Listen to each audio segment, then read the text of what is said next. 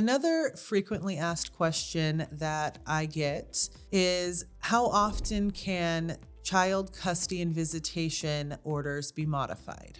And there is no one specific answer to that question because of the standard by which the courts analyze and make orders with regards to child custody and visitation.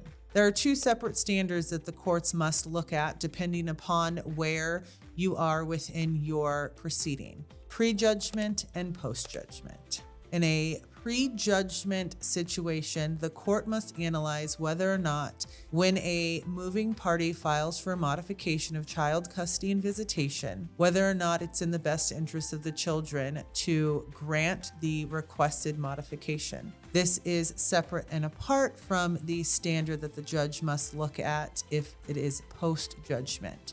That means that you have either come to a stipulated judgment or gone to trial and had a judge make a determination after a trial. If you are post-judgment, there is a higher level that the judge uses that you have to plead in your moving papers. That standard is a substantial change in circumstance. But even if you can prove that there's a substantial change in circumstance to warrant the modification, you still have to argue that it would be in the best interest of the children to grant the requested modification to the order. But it is important to note that there is a distinction because this can be used against you depending on where you are within your process. It's important to understand whether or not your case has come to judgment on the issue of custody and visitation, and whether or not it was a stipulated agreement or whether or not it was a judgment after trial, because there are also significant changes